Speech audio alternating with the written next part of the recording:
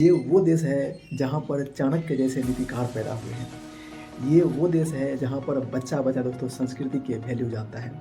ये वो देश है जहाँ पर दोस्तों भगवान श्री राम ने बोले थे कि जननी जन्मभूमिश्च स्वर्गादपि करियसी, मतलब जननी और जन्मभूमि दोनों स्वर्ग से भी बढ़कर है दोस्तों। ये वो देश है दोस्तों जहाँ पर बच्चा-बच्चा दोस्तों देश के लिए जान देने के लिए तैयार है। फिर भी दोस्तों आखिरकार क्या मेंटालिटी है कि देश में इतने करप्ट ऑफिसर, देश की जो है जुडिशरी सिस्टम इतनी खराब हो रखी है, क्यों? दोस्तों देश पर मुगलों ने अटैक किया, कभी ब्रिटिशर्सों ने। दोस्तों हमारी जो परंपरा थी शास्त्रार्थ की परंपरा थी, और हम जो दोस्तों वैदिक फिलॉसफी की बातें करते थे, जहाँ पर दोस्तों जीवन मूल्य को दोस्तों नैतिकता को ऊंचा रखा जाता था, जहाँ पर हम ये बात समझते थे कि जो हमारी नैतिकता है वो हमारे आत्मसम्मान से भी बढ़कर दोस्तों है, जिसकी नैतिक मूल्य, जिसका चरित्र चला जाता था दोस्तों, उसके जीने का कोई मतलब नहीं रहता था। ये वो देश है दोस्तों। यही देश ने सिखाया है कि पैसे से ज़्यादा वैल्यू दोस्तों चरित्र की दी जाती है। आप तो जानते हैं कि यहाँ पर दोस्तों बिलियनर्स को भी गाली दी जाती है, लेकिन यहाँ पर जो साधु संत है दोस्तों उसको गाली नहीं दी जाती है। क्यों? क्योंकि उन्होंने सब कुछ त्याग दिया है दोस्तों। ये वो देश है। हेलो दोस्तों, स्वागत है आप लोगों का हमारे यूट्यूब चैनल गुडसे प्रजापति में। दोस्तों आप तो जानते ही हैं कि ये जो देश है इसकी सभ्यता और संस्कृति की जड़ें इतनी मजबूत है कि किसी भी देश की साजिश से ये टूटेगा नहीं। लेकिन फिर भी दोस्तों आज के जो मॉडर्नाइजेशन है और आज के जो आधुनिकीकरण है दोस्तों, इस देश की जो सभ्यता और संस्कृति को दोस्तों अलग ही तरह से ख़त्म कर रहा है। दोस्तों याद कीजिए, ये वो देश है जहाँ पर चाणक्य जैसे नीतिकार पैदा हुए हैं। ये वो देश है जहाँ पर बच्चा-बच्चा दोस्तों संस्कृति के वैल्यू जानता है। ये वो देश है जहाँ पर दोस्तों भगवान श्री राम ने बोले थे कि जननी जन्मभूमिश्च स्वर्गादपि करियसी, मतलब जननी और जन्मभूमि दोनों स्वर्ग से भी बढ़कर है दोस्तों। ये वो देश है दोस्तों जहाँ पर बच्चा-बच्चा दोस्तों देश के लिए जान देने के लिए तैयार है। फिर भी दोस्तों आखिरकार क्या मेंटालिटी है कि देश में इतने करप्ट ऑफिसर, देश की जो है जुडिशरी सिस्टम इतनी खराब हो रखी है, क्यों? दोस्तों ये देश काफ़ी संघर्षरत रहा है। आप जानते ही हैं कि कभी दोस्तों देश पर मुगलों ने अटैक किया, कभी ब्रिटिशर्सों ने। दोस्तों हमारी जो परंपरा थी शास्त्रार्थ की परंपरा थी, और हम जो दोस्तों वैदिक फिलॉसफी की बातें करते थे, जहाँ पर दोस्तों जीवन मूल्य को दोस्तों नैतिकता को ऊंचा रखा जाता था, जहाँ पर हम ये बात समझते थे कि जो हमारी नैतिकता है वो हमारे आत्मसम्मान से भी बढ़कर दोस्तों है, जिसकी नैतिक मूल्य, जिसका चरित्र चला जाता था दोस्तों, उसके जीने का कोई मतलब नहीं रहता था। ये वो देश है दोस्तों। यही देश ने सिखाया है कि पैसे से ज़्यादा वैल्यू दोस्तों चरित्र की दी जाती है।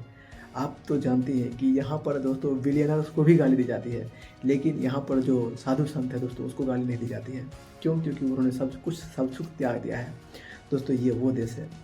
आखिरकार दोस्तों इतने सारे होने के बाद भी दोस्तों देश इतनी खराब स्थिति में क्यों आ रही है? आखिरकार आप देखते ही हैं कि इंस्टाग्राम की दोस्तों वीडियो वायरल हो जाती है। आखिरकार क्या शिक्षा हमारी इतनी कमज़ोर हो गई है कि जो हम विश्व को समझाते थे, जो हम विश्व के गुरु थे, जहाँ पर दोस्तों विदेश से स्टूडेंट आते थे पढ़ने के लिए, नालंदा विश्वविद्यालय, विक्रमशिला, तक्षशिला विश्वविद्यालय, जहाँ पर दोस्तों जहाँ की गुणों की बखान की करते विदेशी थकते नहीं थे, जहाँ पर दोस्तों हमने दुनिया को उपनिषद दिया। उपनिषदों को कहा जाता है ज्ञान की गंगा। दोस्तों इतने ऊंचे मूल्य, इतने ऊंचे फिलॉसफी होने के बाद दोस्तों फिर हमारा देश इतना पीछे समझ में नहीं आ रहा है। दोस्तों कारण सिर्फ इतना ही है कि हमारा जो बॉलीवुड है दोस्तों, हमारी सनातन संस्कृति को ना दिखा करके दोस्तों कहीं और ही, मतलब कहीं कोई बेकार चीज़ ही परोस रही है। कहीं पर दोस्तों हमारे जो है भाभी समान माता की जो रिश्ते हैं उसको दोस्तों अपवित्र करने पर तुला हुआ है। कहने का मतलब दोस्तों इतना गंदा हो चुका है बॉलीवुड कि आप जो है, और इसको इस तरह से परोसा जाता है समाज में, और गंदा चीज़ परोस करके बोलते हैं कि ये मॉडर्नाइजेशन है। दोस्तों मॉडर्नाइजेशन ऐसा होता है, मॉडर्नाइजेशन उसको कहते हैं कि हमारे एक हाथ में कंप्यूटर हो और एक हाथ में दोस्तों भगवत गीता, हमारे एक हाथ में कंप्यूटर हो और हमारे एक हाथ में धार्मिकता, तो हमारे एक हाथ में कंप्यूटर हो तो हमारे एक हाथ में स्पिरिचुअलिटी। दोस्तों इसको कहते हैं मॉडर्नाइजेशन। हमने अपनी आध्यात्मिकता, हमने अपनी योग, हमने अपनी जो है गुरुकुल सिस्टम छोड़ करके, और दोस्तों हमने जो इंग्लिश एजुकेशन सिस्टम को तो अपनाया, लेकिन इससे हुआ क्या फ़ायदा दोस्तों? इससे यही ना, इससे बस देश दोस्तों सिर्फ गर्त में गया, हमारी जीवन मूल्य नष्ट हो गया, हमारे जो नैतिकता मूल्य नष्ट हो गया, और तो और हमने जो माता पिता को भगवान का दर्जा देते हैं दोस्तों, उसको अब हम ओल्ड एज होम में पहुँचाना शुरू कर दिए। तो सोचिए दोस्तों क्या दिन आ गया, क्या भारत की आत्मा थी और हमने उसको ओल्ड एज होम तक पहुँचा दिया। सोचने वाली बात है दोस्तों। आखिरकार हमारी जो भविष्य है, क्या इसी को दुनिया सैल्यूट करेगी? नहीं दोस्तों, इसको दुनिया बिल्कुल सैल्यूट नहीं करेगी। दुनिया हमें उस नज़रिए से नहीं देखते हैं जिस नज़रिए में अभी मेरा देश है। दुनिया हमें आदर्शवादी, दुनिया हमें वचन पर मर मिटने वाला, दुनिया हमें दोस्तों उस नज़र से देखता है जहाँ पर हम स्वाभिमान से समझौता नहीं करते हैं। बोले ना कि एक महाराणा प्रताप थे जिन्होंने घास की रोटी खा करके जंगल में भटक भटक के दोस्तों युद्ध लड़ा, लेकिन स्वाभिमान के सामने समझौता नहीं किया। दोस्तों हम उस देश के वासी हैं। तो सोचने वाली बात है दोस्तों, आखिरकार हमारी जीवन मूल्य कैसे नष्ट हो गया? दोस्तों हम जानते हैं ये वो देश है जहाँ की सभ्यता और संस्कृति को नष्ट करने के लिए कई विदेशी आक्रमण हुए हैं और होते रहेंगे, लेकिन हमें अपनी संस्कृति को हमेशा जड़ से पकड़ कर रखना है। हमें फिर से गुरुकुल सिस्टम को उगाना है, उभारना है, और हमें अपनी जीवन मूल्य और हमें अपनी संस्कृति को फिर से ऊंची ऊंचाई पर ले जाना है। दोस्तों छोटा प्रयास ही सही, लेकिन होना जरूरी है। दोस्तों बोले ना कि इस देश को, संस्कृति को कल्ट करने के लिए, बर्बाद करने के लिए एजेंडा चलते हैं दोस्तों। सोचिए दोस्तों कितनी खतरनाक इस देश की संस्कृति है कि इसको मिटाने के लिए आपको साजिशें करनी पड़ती है।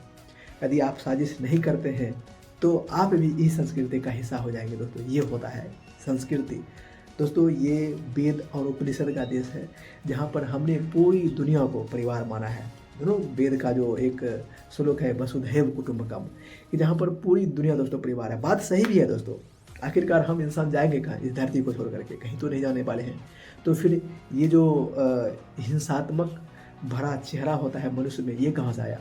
दोस्तों यही बात है अलगाव की वजह से, कि हम सिर्फ कहते हैं कि मेरा बेस्ट है। दोस्तों मेरा बेस्ट नहीं है। ये जो फिलॉसफी है इसको आप पकड़िए, सिर्फ फिलॉसफी को ही बेस्ट बोलिए। किसी का बेस्ट नहीं होता है, बस जिसकी फिलॉसफी सही लगती है हम उसको यूज करते हैं।